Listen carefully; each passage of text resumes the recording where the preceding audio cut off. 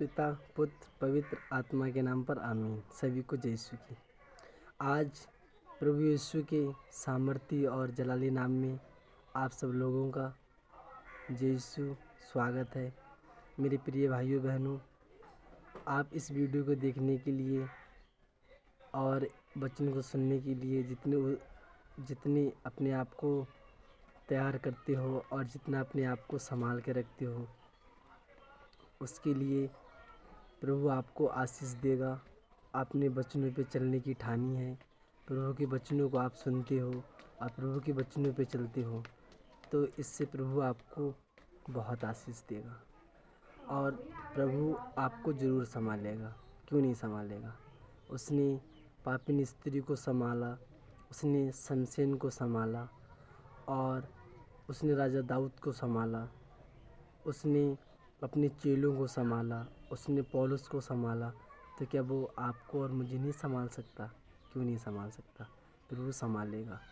प्रभु मुझे और आपको, हम सबको संभालेगा। हम भले ही पाप की स्थिति में क्यों ना हो, फिर भी प्रभु हमें संभालेगा। ऐसा हमारा विश्वास होना चाहिए, हमारा दृढ़ विश्वास होना चाहिए। प्रभु का वचन कहता है, विश्वास करने वाले के लिए सब कुछ हो सकता है। विश्वास करने वाले के लिए सब कुछ संभव है। बाइबल बताती है कि विश्वास करने वाले के लिए सब कुछ हो सकता है। तो आप विश्वास कीजिए, आपका विश्वास इतना मजबूत हो कि कोई भी विपत्ति, कोई भी बीमारी, कोई भी दुख, कोई भी संकट, कोई भी परेशानी आपके विश्वास को तोड़ ना सके।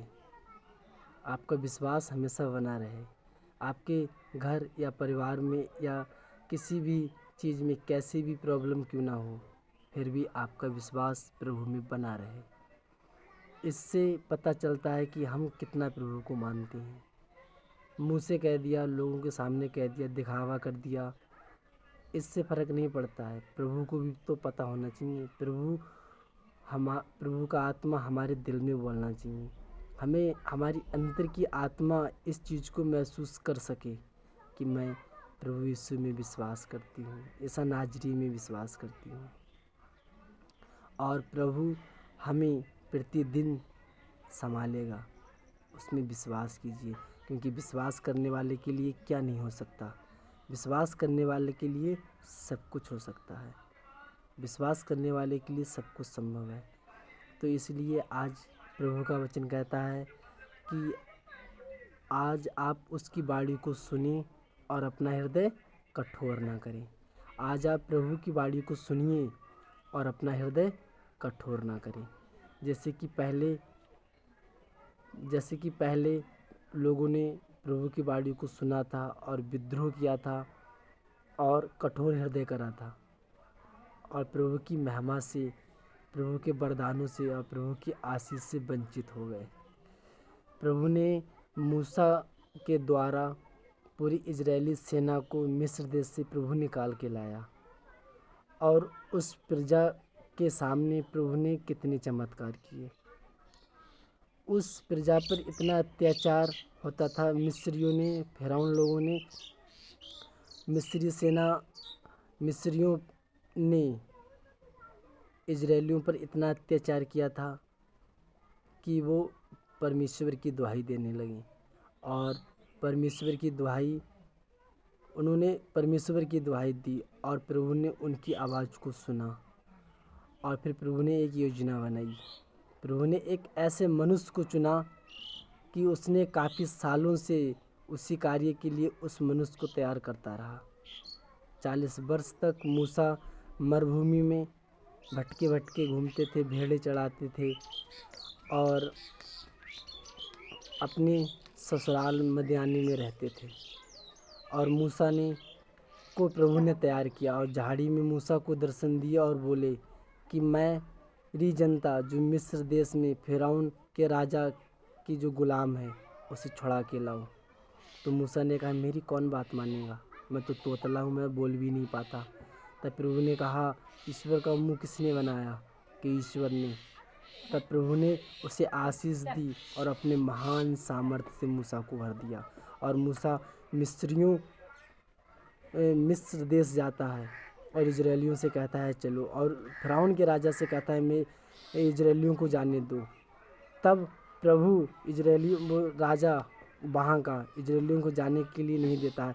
तब प्रभु वहाँ 10 विपत्तियाँ भेजता है, तो 10 चमत्कार प्रभु वहाँ दिखाता है। फिर भी ये जनता प्रभु के विरुद्ध भुनभुनाती है और अपना हृदय कठोर करती है। फिर भी उन्होंने प्रभु का इतना चमत्कार होने के बाद फिर भी उन्होंने कठोर किया था। इसी तरह से मेरी बहन मेरे भाई, हालेलुया, यीशु की स्तुति हो, यीशु को धन्यवाद। आज बहुत से भाई बहन हैं जिनके जीवन में पाप बढ़ गया है और अपना हृदय कठोर बना लिया है, प्रभु की वाणी को सुनना ही नहीं चाहते हैं, पसंद नहीं करते हैं। आज अपने रंग में रंगे हुए हैं, आज अपने पापों में नशा, शराब, वासना, सिगरेट और दुनिया के रंग में रंगे हुए हैं और आज प्रभु की वाणी की अवहेलना कर रहे हैं, प्रभु की वाणी को नहीं सुन रहे हैं। तो इसलिए मेरी बहन मेरे भाई, ये उपयुक्त समय है, यही समय है प्रभु की वाणी को सुनना और उसकी वाणी पे ध्यान देने का, यही समय है। मेरी बहन मेरे भाई, आज आप प्रभु की वाणी को सुनिए और उसकी वाणी को से अपना हृदय कठोर न कीजिए। तब प्रभु इजरायलियों पर इतना प्रसन्न होके इतने चमत्कार दिखाता है और लाल समुद्र के 2 भाग प्रभु कर देता है और मरुभूमि में, निर्जन प्रदेश में, मरुभूमि में प्रभु ने पीने के लिए पानी देता है, खाने के लिए भोजन देता है और उन्हें विश्राम देता है। उनके पैरों को प्रभु ने सूजने नहीं दिया, उनके कपड़े गले नहीं और उन्हें हर एक तरह से प्रभु ने संभाला और प्रभु ने उनके जीवन में इतना चमत्कार किया। फिर भी उन्होंने मरुभूमि में ईश्वर के प्रति ईश्वर की परीक्षा ली और पाप किया। वहाँ मरुभूमि में उन्होंने व्यभिचार किया, वहाँ उन्होंने मूर्ति पूजा की, वहाँ उन्होंने प्रभु के प्रति भुनभुनाए और स्वादिष्ट भोजन की लालसा की। जिसने जैसे जैसे पाप किया था मरुभूमि में, वैसे वैसे वो पाप की स्थिति में सभी के सब मारे गए।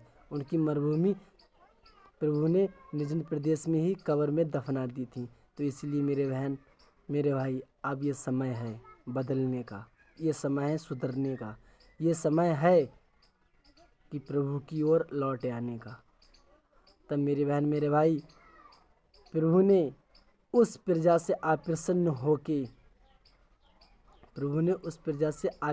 होके और 40 साल तक वो मरुभूमि में ही भटकते रहे। क्यों भटकते रहे? क्योंकि उन्होंने अपने हृदय को कठोर बना लिया था। इतने चमत्कार, इतनी बाड़ियाँ, इतना सब कुछ देने के बाद भी उनका हृदय कैसा बना हुआ था? कठोर बना हुआ था। तो इसलिए मेरी बहन मेरे भाई, आज आप प्रभु की वाणी को सुनिए और अपना हृदय कठोर ना करें, जैसे कि पहले मरुभूमि में उस समय हुआ था। इसलिए प्रभु आज नए विधान में पापिन स्त्री के बारे में भी कहता है। पापिन स्त्री उस नगर में एक व्यभिचारिणी स्त्री थी और वो उस नगर में प्रसिद्ध थी। तो इसलिए वहाँ उसका काम ही यही था, उसका कर्म ही यही था व्यभिचार करना, और वो एक व्यभिचार करते हुए पकड़ी गई। व्यभिचार करते हुए वो पकड़ी गई और उस स्त्री को मारने के लिए पूरा नगर उसके खिलाफ हो गया था।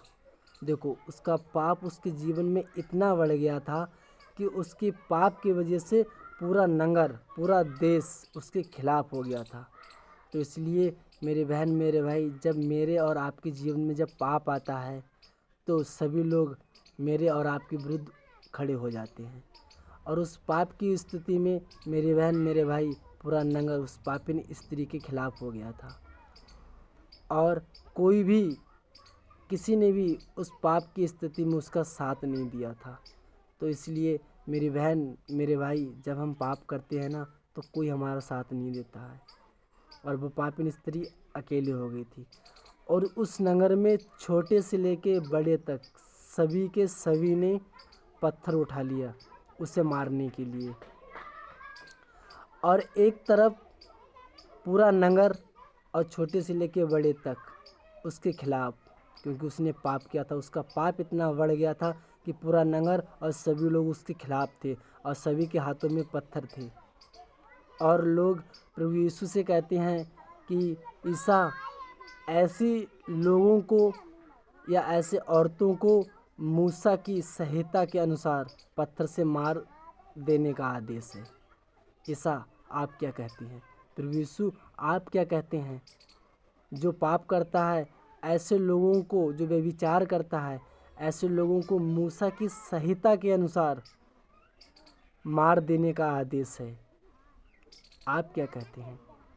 तब प्रभु एक शब्द कहता है और एक ही शब्द में पूरा नगर शांत हो जाता है। उसका पाप एक ही शब्द में प्रभु खत्म कर देता है। प्रभु आत्मा से और अनुग्रह से परिपूर्ण होके और आत्मा से भर के सिर्फ एक शब्द बोलता है कि आप लोगों में से जितने भी निष्पाप हों, वही व्यक्ति सबसे पहले इसको पत्थर मारे। तब आत्मा से भर के और प्रज्ञा के शब्द से प्रभु ने उन लोगों को जब ये बात कही और उन लोगों के काने में ये बात पहुंची, तो सब के सब वहाँ के नगर के लोग अपने आप को पापी समझने लगे कि अरे हम भी तो पापी हैं। अरे हम तो किसको मारने चले, जिसको मारने चले उससे बड़े तो हम भी पापी हैं।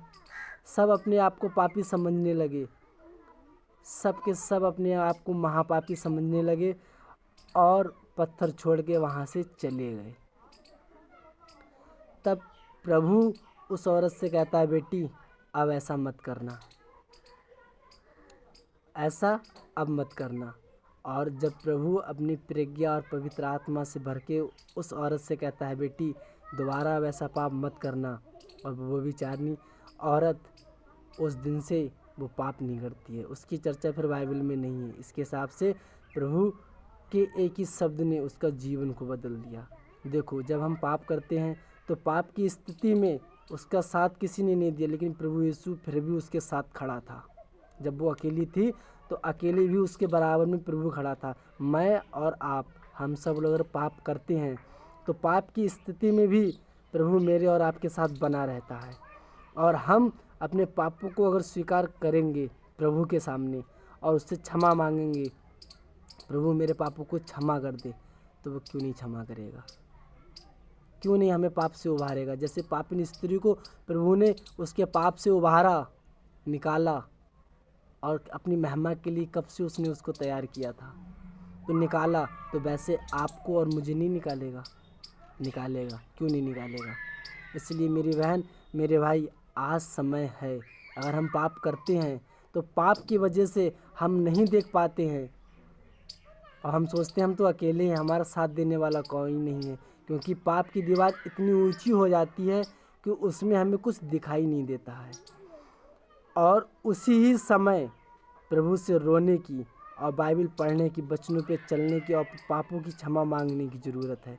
तब प्रभु पापिन स्त्री के पाप क्षमा कर सकता है, तो मेरे और आपके पाप ज़रूर क्षमा करेगा। ये मेरा और आपका विश्वास है। विश्वास करने वाले के लिए सब कुछ हो सकता है। इसलिए हम शमशेन के बारे में पढ़ते हैं, पुराने विधान में न्यायकर्ता के ग्रंथ में शमशेन के बारे में पढ़ते हैं।